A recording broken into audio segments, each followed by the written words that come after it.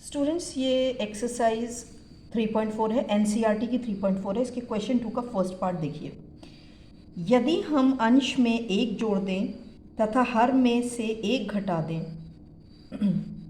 ठीक है, तो भिन्न एक में बदल जाएगा। यदि हर में एक जोड़ दें तो वह हाफ हो जाती है।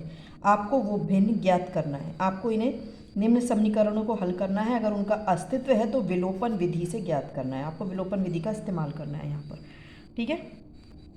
ये देखिए, हमने मान लिया हर है y और अंश है x, तो भिन्न हो गया x अपॉन y। तो क्वेश्चन कह रहा है कि आप अंश में एक जोड़ दें और हर में y माइनस कर दें तो वो जो भिन्न है वो एक हो जाता है, ठीक है। हमने कर दिया, क्रॉस कर देते हैं इसको। x+1 is equal to y minus 1।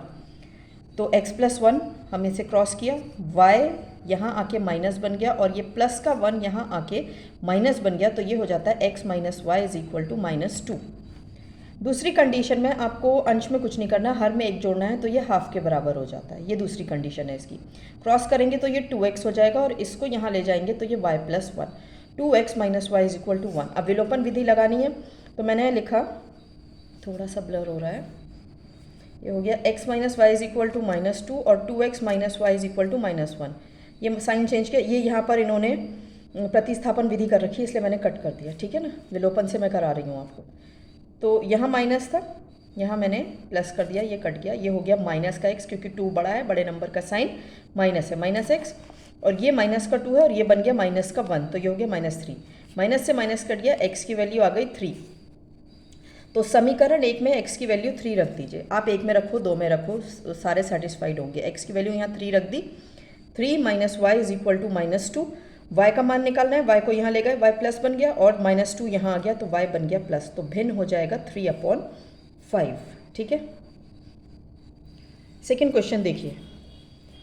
5 वर्ष पूर्व नूरी की आयु सोनू की आयु के 3 गुना थी। ये 5 वर्ष पूर्व की कंडीशन है। और 10 वर्ष के बाद नूरी की जो आयु है वो सोनू की आयु की दुगनी हो जाएगी। आपको नूरी और सोनू की आयु ज्ञात करनी है।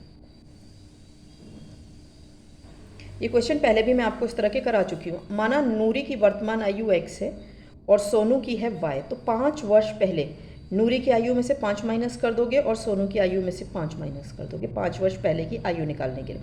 क्वेश्चन कह रहा है 5 वर्ष पूर्व नूरी की आयु सोनू की आयु की 3 गुना थी, ठीक है। ये 3 गुना कर दिया इसे, ये हो गया x माइनस 5, 3y, 3 5 15, माइनस का 15, ये y हो जाएगा। ये x गलत लिख रखा है इन्होंने, मैं y कर देती हूँ। इसको आप y पढ़िएगा, ठीक है। ये y है, ये 3y प्लस का था, यहाँ के माइनस हो गए तो x माइनस 3y बन गया, -5 यहाँ से आके इधर बन गया, तो -15 और +5 हो गया -10। पहली इक्वेशन आ गई। अब 10 वर्ष बाद नूरी की आयु कितनी होगी? जितनी मानी थी उसमें 10 वर्ष एक्स्ट्रा लगा दीजिए। सोनू की आयु में भी 10 जोड़ दीजिए। 10 वर्ष पश्चात नूरी की आयु सोनू की आयु की दुगनी, तो हमने दुगनी कर दी, ठीक है। अब ये हो जाएगा आपका x + 10 is equal to 2y + 2 और ये -2y और प्लस का 10 यहाँ आके -10 बन जाएगा, तो हो जाएगा x - 2y is equal to 10।